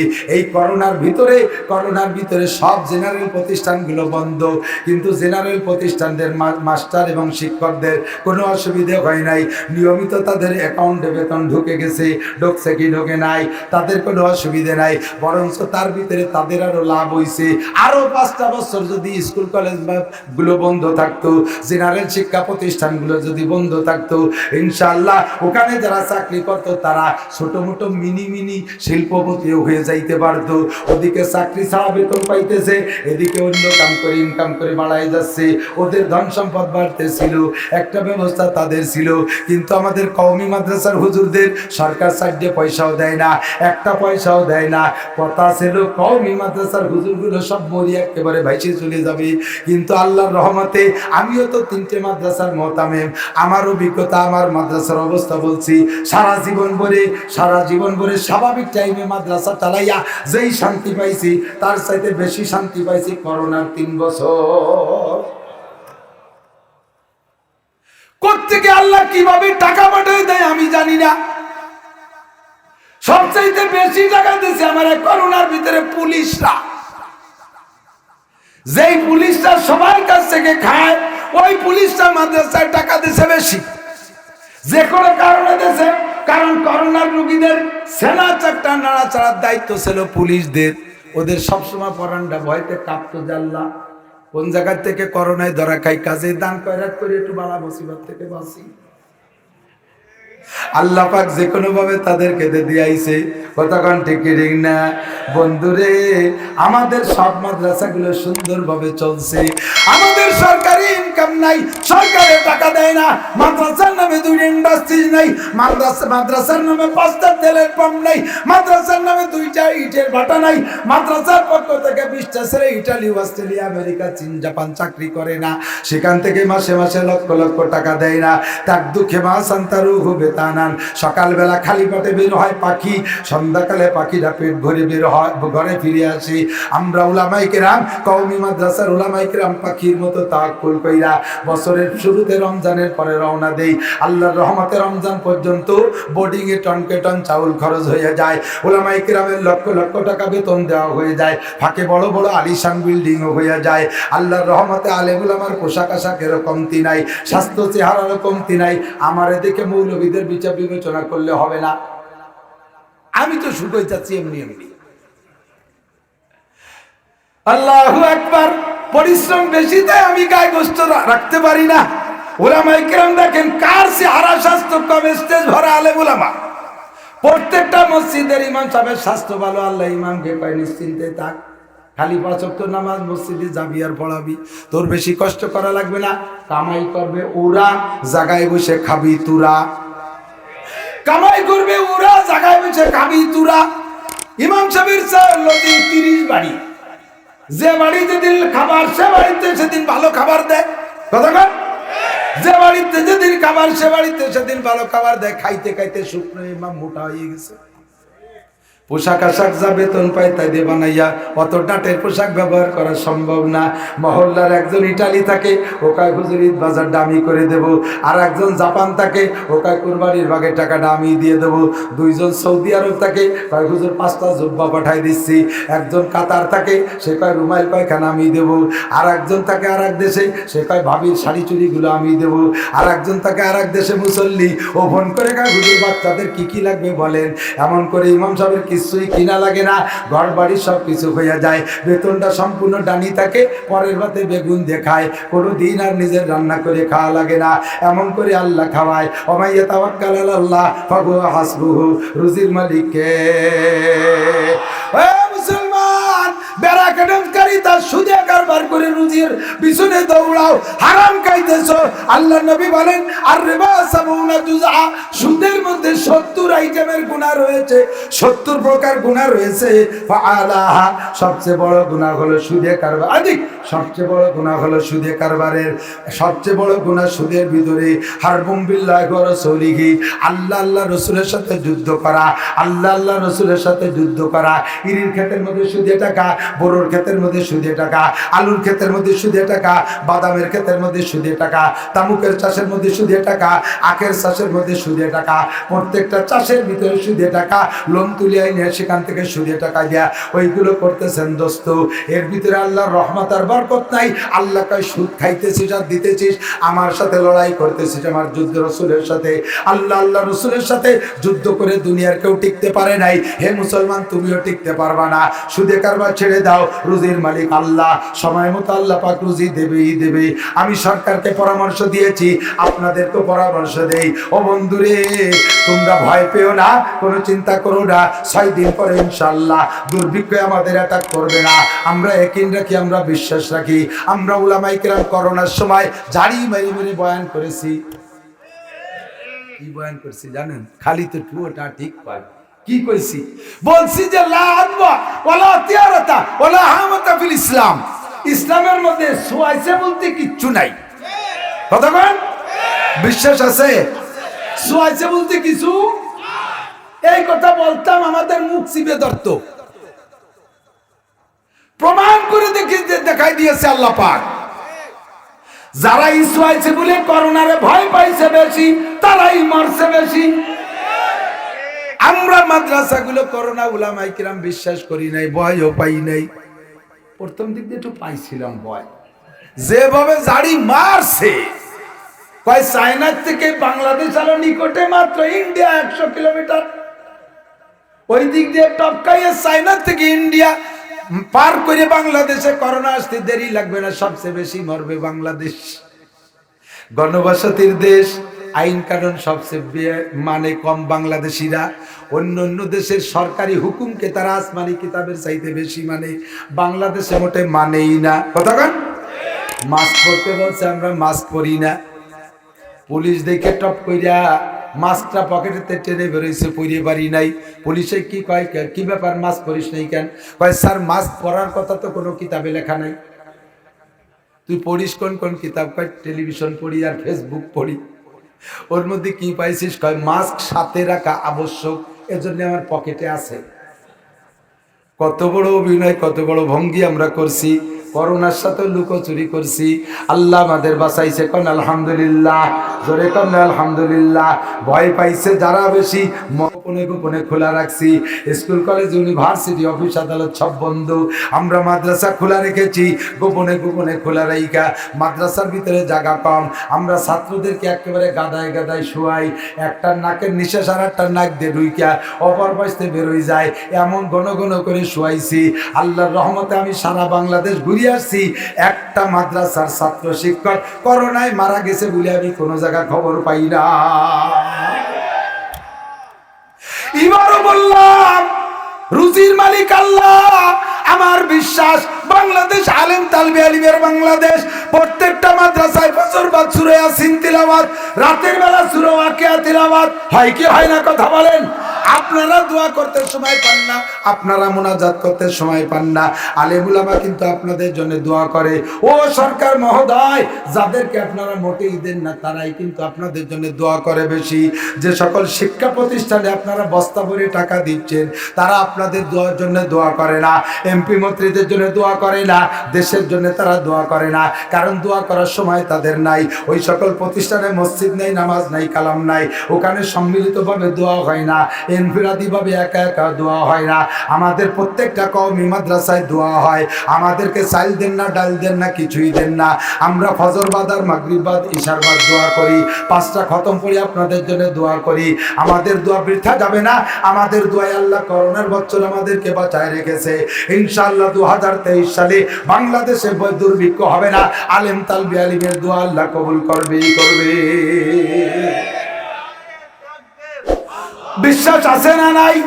কথা বলেন আছে? যদি সরকার ভয় পান তাহলে আমার একটা পরামর্শ নেন, কোরআনে কারীমের পরামর্শ, আল্লাহর নবীর হাদিসের পরামর্শ। আল্লাহ পাক বলেন ফালইয়াবুদু রাব্ব হাযাল বাইত। কোরআন শরীফে আছে না নাই? কোন সূরার ভিতরে? সূরা কুরাইশ আছে। ফালইয়াবুদু রাব্ব হাযাল বাইত, এই ঘরের মালিকের ইবাদত করো, মসজিদের মালিকের ইবাদত করো, কাবার মালিকের ইবাদত করো, বাইতুল মুকদ্দাসের মালিকের ইবাদত করো। সমস্ত মসজিদের মালিক জোরে বলেন কে? মসজিদের নাম বাইতুল্লাহ। মসজিদের নাম কি? বাইতুল্লাহ মানে আল্লাহর ঘর। আল্লাহর ঘর। আল্লাহ কয় এই ঘরের মালিকের ইবাদত কর। কি দেবে? আল্লাযী আতামাহুম মিন জু, যে আল্লাহ সকল প্রকার ক্ষুধা নিবারণ করবে। যেখানে অভাব আছে সেখানে আল্লাহ পূরণ করে দিবে। চাউলের অভাব দূর করবে, ডাউলের অভাব দূর করবে, তেলের অভাব দূর করবে, রডের অভাব দূর করবে, সিমেন্টের অভাব দূর করবে। যাহা কিছু দরকার সমস্ত রিজিক তোমাকে দেবে। আল্লাযী আতামাহুম মিন জু, আর যে ভয় পাইতেছো ওয়া আমানাহুম মিন খাউফ, সকল প্রকার ভয় থেকে তোমাদের নিরাপদ ব্যবস্থা করে দিবে। ওই ঘরের মালিকের ইবাদত করো। কাজেই আমি দাবি করি সরকার মহোদয়, যদি দেশকে সুন্দরভাবে চালাইয়া ডিজিটাল বানানোর পাই তারা দিয়েছেন, এই ডিজিটাল দেশ গড়তে চান তাহলে আমাদের পরামর্শ নেন। আমরা বলি না যে আপনারা সংসদ থেকে নেমে আসেন, আমরা সংসদে বসি, আসেন যতক্ষণ ততক্ষণ থাকেন। আপনাদেরকে আমরা পরামর্শ দেই, আল্লাহর কোরআনের পরামর্শ মানেন, ইনশাআল্লাহ বাংলাদেশে দুর্ভিক্ষ হবে না। সারা বাংলাদেশের সমস্ত জনগণকে দিয়া নামাজ পড়ানোর ব্যবস্থা করেন, নামাজ পড়ানোর ব্যবস্থা করেন। 1 নম্বর ইবাদত নামাজ, নামাজটা পড়ানোর ব্যবস্থা করেন। কারণ নবী পাক বলেছেন মান হাফাযা আলাস সালাওয়াত আকরামাহুল্লাহু বিখামসি খিসাল, যেই ব্যক্তি 5 ওয়াক্ত নামাজ ঠিক করে পড়ে। আমাদের কয় ওয়াক্ত নামাজ? জোর হলো না? 5 ওয়াক্ত নামাজ যদি ঠিক করে পড়ে, নবী পাক বলেছেন 5টা পুরস্কার। কয়টা? আমার নবী মাসে একবার মিথ্যে কথা বলতেন, বছরে কোনদিন। আবু জাহেল কয় মুহাম্মাদের কলেমা না পড়লে কি হয়েছে আমার, কিন্তু মুহাম্মদ মিথ্যে কথা বলে এ কথা বলতে পারবো না। আমার নবী একা একা বলেন না মা ইয়ানতিকু আনিল হাওয়া ইন হুয়া ইল্লা ওয়াহয়ুন ইউহা আল্লামাহু শাদীদুল কুওয়া।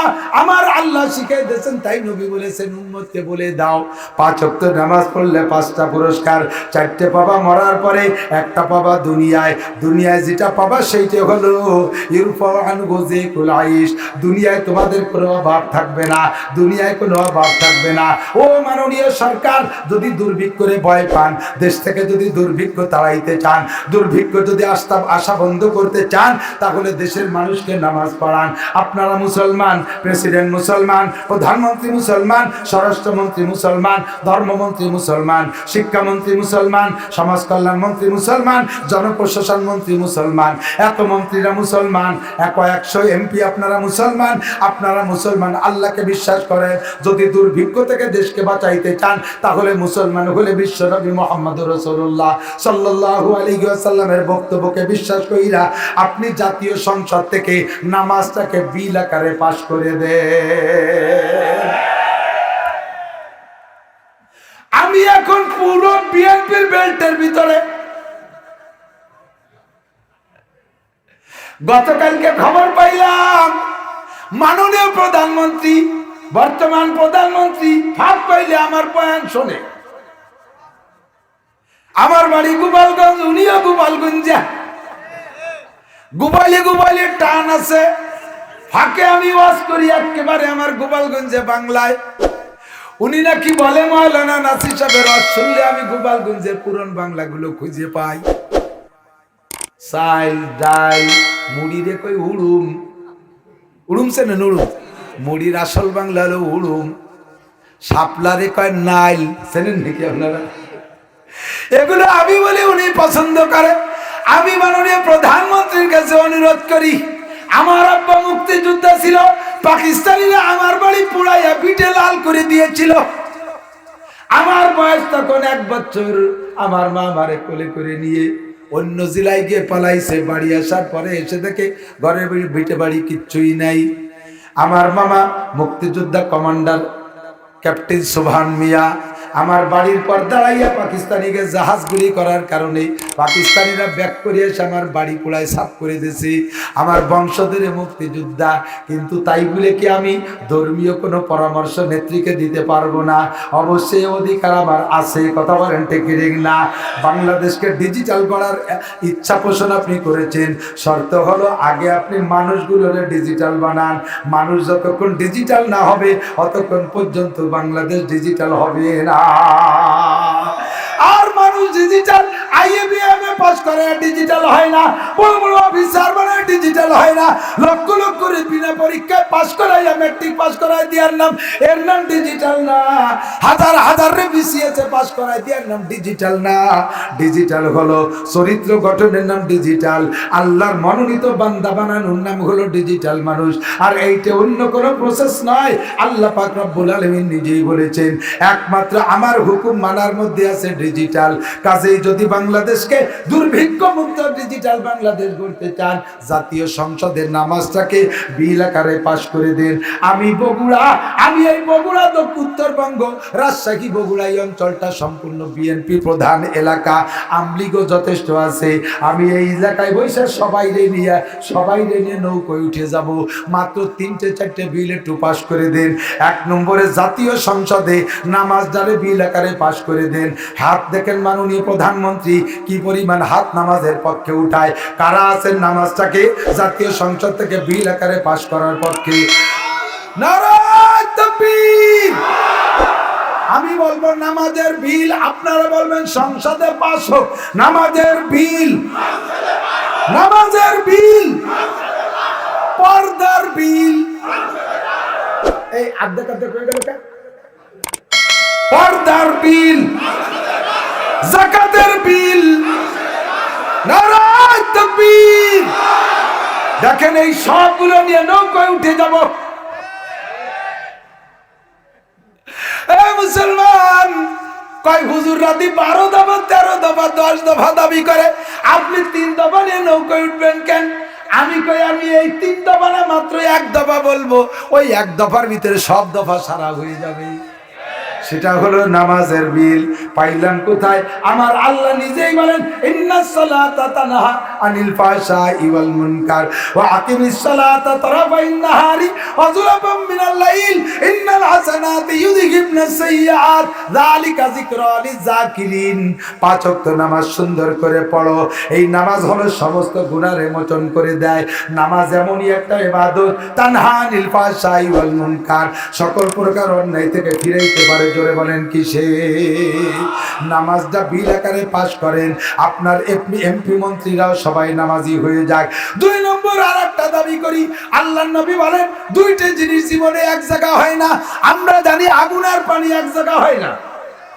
কথা বলেন, আগুন আসলে পানি থাকে না, পানি আসলে আগুন নিভে যায়, আগুন থাকে না। এই 2টার ভিতরে চরম বিরোধ।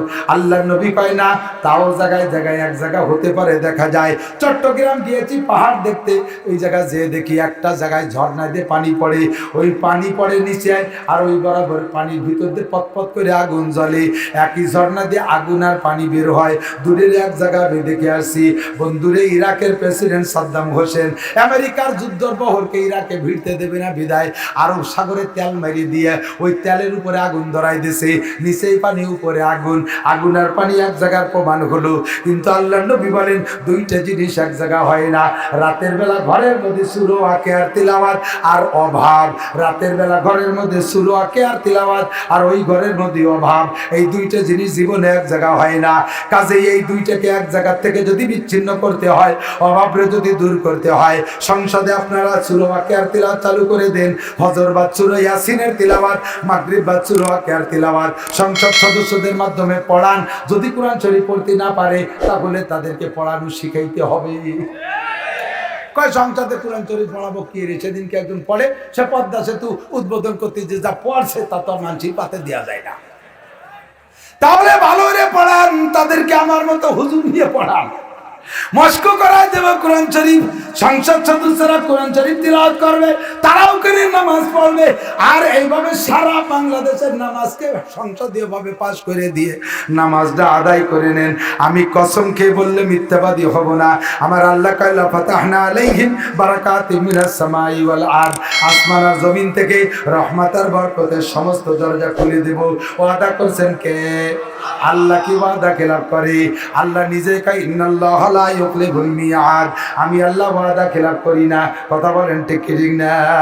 এবার সরকার আমারে বলতে পারে, মাওলানা আমরা সংসদ থেকে পাস করবো কা, তোমরা হুজুর আওয়াজ করে পড়াও।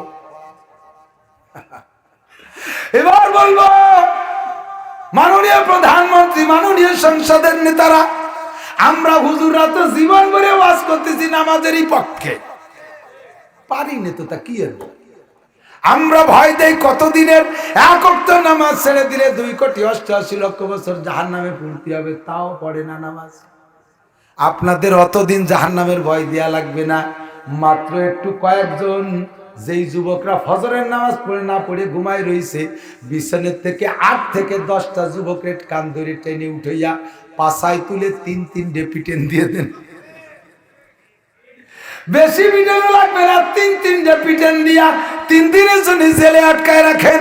এই যে ভাইরাল হয়ে গেলে দেখবেন বাংলাদেশের একটা মুসলমান সাবালেক নারী আর পুরুষ বেনামাজি থাকবে না। কথা কান টেকে দেখেন না। শুধু মুসলমান না, বইতে বইতে মোসালা দাড়িয়ালা হিন্দুরা মসজিদে চলে যাবে বইতে, এক সাইডে বাড়ি, কয় চোখ মুখ দেখতেছে না, নাম শোনে না, কিন্তু না মুসলমান, খালি পিঠে আর পিঠে নামাজি হয়ে যাবে। সব মুসলমান যদি নামাজি হয়, আল্লাহর নবী বলেন ইরফান গজিকুল আইশ, দুনিয়ার থেকে রিজিকের অভাব দূর হয়ে যাবে।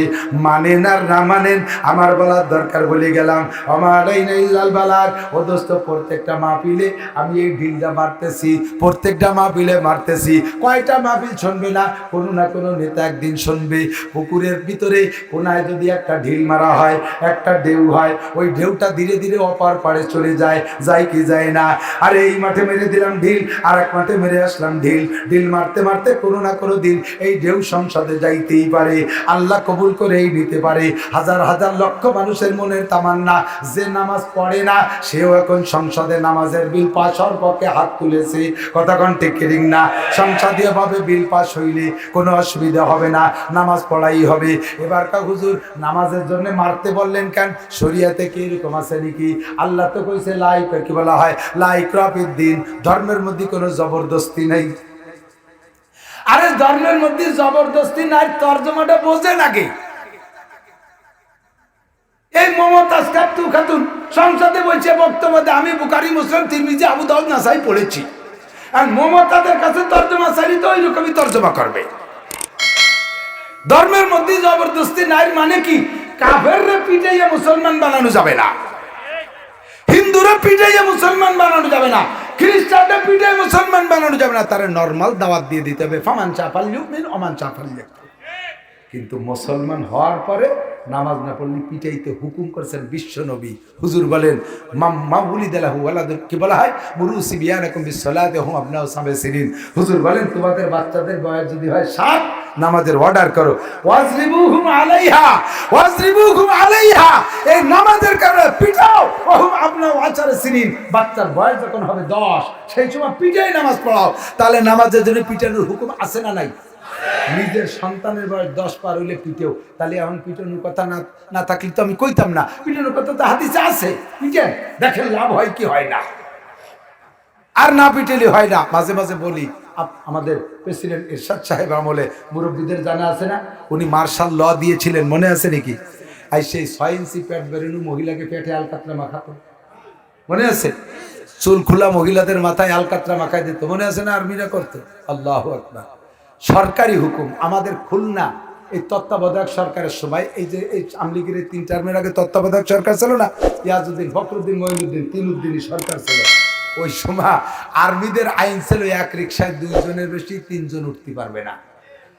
খুলনা চিত্রালীর মোড়ের থেকে 1 রিকশায় 3 জন উঠছে, সিট মতো 2 মেয়ে, আর ওই সিটির উপরে যে উচ্চ জায়গা, এই টেক দেওয়ার জায়গা, ওই জায়গায় এক যুবক বসে 2 জনের কাঁধের উপরে পা ঝুলাই দিয়ে উত্তরপিরায় সিদরাতুল মুনতাহায় চলে যার কায়দা, গুনগুন করে মজা করে গান গাচ্ছে। ও তো আর জানে না এই ঘটনা কি হবে। কতদূর আগাইলে এর মধ্যে আর্মিদের কাছে ধরা পড়ে গেছে, চলে আসছে প্রিপারেশন দা, হাই কুম বিজনিল্লাহ, দাঁড়া, নটক বাটুস্কুত, কথা কবি রে, চুপ কর। দাঁড়াইয়ে রিক্সাওয়ালারে নামাইয়ে পাছায় তুলে 2 পিটের। শয়তান জানিস না 1 রিক্সায় 3 জন উঠানো যাবে না? ও মায়ের খাইয়ে মাজা বেকায় পাছা কুড়ায়, কয় স্যার আমি তো জানি, মনে হয় ওই শয়তান জানে না, আমি কোনোভাবে পারবো না উঠতি। ও লাগতে ওই জায়গা উঠছে, ওরে নামাইয়ে 2 পিটে। এখন মহিলা 2 কাঁপতেছে ভয়তে, পুরুষ 2 জন মায়ের খাওয়া হয়ে গেছে। ওই সাথে যে পুরুষটা মায়ের খাইছে, ও চিন্তা করছে কি তা আল্লাহ জানে, মনে করছে যে আমি একা যদি মায়ের খেয়ে যাই বাড়ি দিয়ে তো ওই 2 জন আমার 2 জন আমার তো হাসবে, কাজে ওকেও কিছু খাই নিতে আয়। ও কয় স্যার আমিও জানি যে 1 রিক্সায় 3 জন উঠা নিষেধ, আমি কোনো মতো উঠবো না, আর একটা রিক্সা আমি ভাড়াও করছি, এই 2 মাই আমার ঢেলে উঠেছে, আর তাকে পাছায় 2 বাড়ি চাইলেটা মাইটের খাইছে। এখন আর্মিরা কয় যে 3 জনে নামাইয়া, কয় 3 জনের রিক্সা গাড়ি কর, রিক্সা কাঁধে উঠো। মেয়ে 2 কয় 2 পিছনের চাকা কাঁধে কর, আর ছেলেটার কয় তুই সামনের চাকা কাঁধে। এখন কি রিক্সা কি কাঁধে ওরা সম্ভব? কোনটা 3 জনে দৌড়িয়ে 3 জনের কাঁধে উঠাই দিয়েছে। কয় কতদূর যেতে? কয় খালি কত দূর না, এবার আরো কাজ আছে। ওই রিক্সাওয়ালের কয় তুই উঠে বয়, কয় স্যার আমি এরপর উঠো, রাখ দাঁড়ানো উঠে দিচ্ছি। রিক্সাওয়ালা কয় স্যার আপনার পায়ে ধরি, খালি রিক্সাই বয়ে নিতে পারবে না।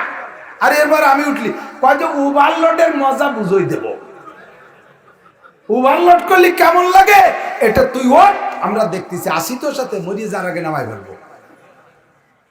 ঠেলে উঠোই দিয়ে কয় স্যার কত দূর? কয় যে জায়গায় চাইছি সেই জায়গায় যাতে হবে, ব্যাক কর। তো বলতে চাইতেছি এগুলো আর্মিতি করতে পারে, কথা কন। পেটে আলকাতরা মাখাইছে, এই 1 রিক্সায় এই ঘটনা ঘটাইছে। সারা বাংলাদেশে রিক্সার ওভারলোড বন্ধ। 20-50টা মেয়ের পেটে আলকাতরা মাখাইছে। সারা বাংলাদেশের মহিলাদের 6 ইঞ্চি ব্লাউজ লম্বা হয়ে 14 ইঞ্চি হয়ে গেছে। কাজেই আমরা অনুরোধ করব, এটা আমরা পারবো না। হুজুরকে বাস্তব জীবন ভরে চলতেছে, সাথে কিছু মুগুর লাগবে, কিছু দোলাই লাগবে। আইন পাশ কইরা আর্মি, বিডিআর, পুলিশ দিয়া যদি বাংলাদেশের দুর্ভিক্ষ বন্ধ করতে চান, এদেশের মানুষকে হালাল খাওয়াইয়া জান্নাতে পাঠাইতে চান, হারাম থেকে ফিরে আনতে চান, তাহলে এই কামগুলো করেন। আর আপনাদের আমলা কামলারা যে জায়গায় বসে টোন মারে, মন মারে, রাস্তা মারে, খাল মারে, বিজিএফ কার্ড মারে, পঙ্গু ভাতা বেশি খায়, বয়স্ক ভাতা করিয়ে দিতে যে ঘুষ খায়, এরকম খানিওয়ালা ভালো মানুষ আছে না এলাকায়? আছে না নাই? এগুলোর একটু মুখ চিবে ধরেন, মুখে একটু সুপার গুলু লাগায় আটকাই দেন, আর খাইস নিয়া একটু বন্ধ করে দেন। যত দুশ্চন্দ ঘোষ মৌলবীরা আপনাদের পক্ষে, কখনো মৌলবীরা বিপক্ষে না। আর বিপক্ষে কারা? চোখে আঙ্গুল দিয়ে ধরাই দিতে পারি। কেউ থাকলে রাগ করেন না, কেউ থাকলে যদি থাকেন রাগ করে না। বহুত ওই ডিপার্টমেন্টে ভালো মানুষও আছে। ডাক্তারের কাছে যদি 1 মাসের মধ্যে কোনো রুগী না আসে, ডাক্তার খুশি হবে? কোন চেম্বার খোলে, সকালে খোলে, সন্ধ্যের সময় বাড়ি চলে যায়, একটা রুগীও নাই। 1 মাস পরে যে ডাক্তারে জিজ্ঞেস করবেন, ডাক্তার সাহেব কেমন চলতেছে, কি কবে ডাক্তার? না, রুগী নাই, দেশে রুগী নাই, সব সুস্থ হয়ে গেছে। ডাক্তার নিজে রুগী হয়ে গেছে। কথা কন। তা আমরা সুস্থ হলে ডাক্তার অসুস্থ। আমরা রুগী হয়ে ডাক্তারের কাছে গেলি, ওরে খুশি, কই রুগী ঠেলি বেলায় পাচ্ছি রে, পুরি কলেরা, সুবহানাল্লাহ, আলহামদুলিল্লাহ, কি পরিমাণ কলেরা, সেলাই নিয়েছে, সত্যি পাচ্ছি। আমরা রুগী হইলে ডাক্তার খুশি, আমরা রুগী হইলে ডাক্তার খুশি, আর আমরা সুস্থ হলে ডাক্তার অখুশি, ডাক্তার অসন্তুষ্ট। তাহলে বলেন আমাদের পক্ষে কারা? ডাক্তাররা আমাদের পক্ষে না। ঠিক কি ঠিক না? উকিল সাহেব জিজ্ঞেস করবেন, উকিল সাহেব এই 1 মাস পর্যন্ত চেম্বার খোলে আর বন্ধ করে, কোনো মক্কেল নাই, কেস নাই। এই উকিলের কাছে জিজ্ঞেস করবেন, উকিল সাহেব দিনকাল কেমন যাচ্ছে? কয় না, কেস পায় না। কি খবর দারোগা সাহেব, কি খবর? না, কেস নাই, এনে কেস নাই। কেস নাই মানে উনি পয়সা পাচ্ছে না, বড় অসন্তুষ্ট। তাহলে মারামারি খুনোখুনি করলে খুশি। আমরা আমাদের পক্ষে কেউ না, ডাক্তারও না, উকিলও না, পুলিশও না, কেউ আমাদের পক্ষে না। আমাদের পক্ষে উলামায়ে কেরাম, এরা দোয়া করে আল্লাহ যেন কেস কাছারি না হয়, দেশের মানুষ যেন সুস্থ থাকে, মারি মামলা যেন না হয়, মারামারি খুনোখুনি যেন না হয়, দেশে যেন দুর্ভিক্ষ না হয়। আল্লাহ তাহলে দেশের মানুষ ভালো থাকলে আমাদের কিছু দেবে আল্লাহ, আমরা তোমার দিন নিয়ে জিন্দা করে রাখতে পারবো। কথা কন ঠিক কি ঠিক না? ও দোস্ত, আমরা যে পরামর্শ দেই কথাগুলো মানেন। জাতিকে যদি বাঁচাইতে হয় তাহলে 1 নম্বরে নামাজটা পড়ান, 2 নম্বরে পর্দা করান। পার্কের ভিতরে জোড়া জোড়া বসে বসে তসবিহ টিপতেছে, দেখছেন নাকি বিভিন্ন জায়গায়? কি যে বসে এমন ভাবি, কেমন যেন কবুতরের মুখে বাচ্চায় যেমন খাওয়ায়, মহির সাথে মুখ মিশিয়ে দিয়ে ফিস ফিস করে কি কয়, ফেরেশতারাও টের পায় না।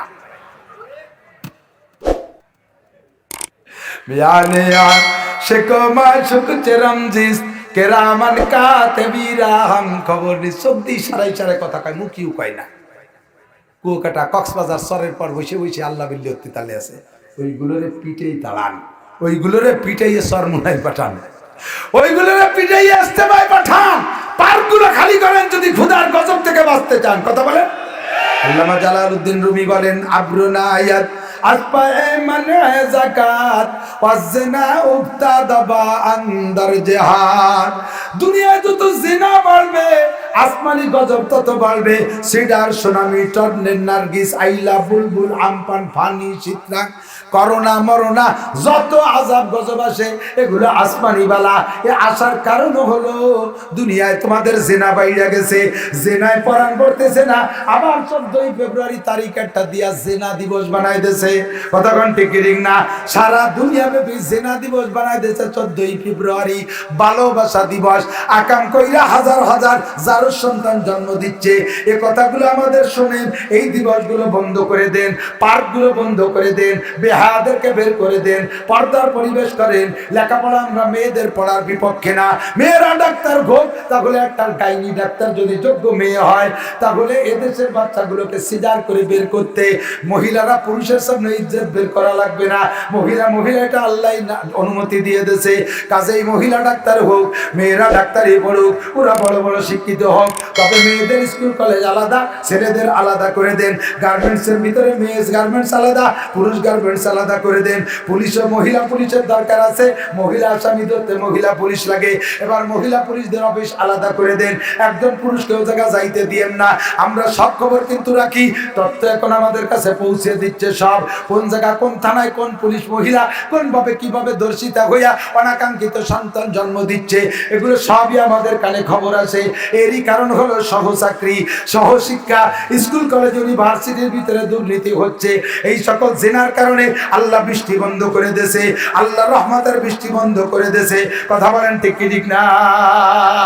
ইত্তাকিল মাহারিমা তাকুন আবাদান নাস, সবচেয়ে বড় বুজুর্গ হওয়া, হারাম কাজগুলো ছাইড়া দাও। সরকার আমাদেরকে ছাড়তে বলুক আর না বলুক, আমাদের মূল সরকার এই গুনার কাজগুলো ছাড়তে বলছে কি বলে নাই? আল্লাহ আমাদেরকে বলেছে ছেড়ে দাও গুনাহ, জিনা ছাড়ো, মদ ছাড়ো, গাঁজা ছাড়ো, ব্যভিচার ছাড়ো, বেপরদা ছাড়ো, দুর্নীতি ছাড়ো, জুলুম ছাড়ো, অত্যাচার ছাড়ো, ভাষা খারাপ করা ছাড়ো, টেলিভিশন ছাড়ো, ভিসিআর ছাড়ো।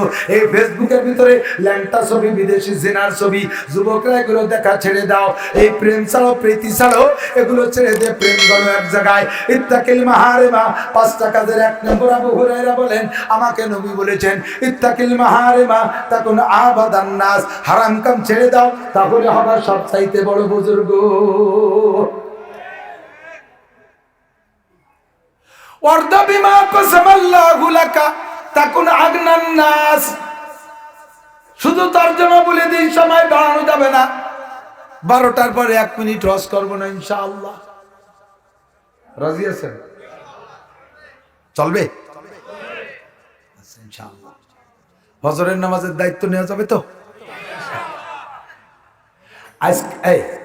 মনে করছে হয়ে গেছে, ওয়াজ কেবল শুরু করছি, লাগলে রাত 2টা পর্যন্ত করবো ইনশাআল্লাহ। ওয়ারদা বিমা কাসামাল্লাহু লাকা তাকুন আগনান নাস। ধনী হইতে চাও কে কে? ধনী হইতে চাও কে? অভাব মুক্ত হইতে চাও কে? হাত জাগাইতে বললে বলছি না, হাত জাগাইতে বললে সবাই ধনী হতে পারবেন। ধনী হইতে চাইবেন, হাত জাগাইবেন। আল্লাহ নবী বলেন আবু হুরায়রা উম্মতরে বলে দাও ওয়ারদা বিমা কাসামাল্লাহু লাকা তাকুন আগনান নাস।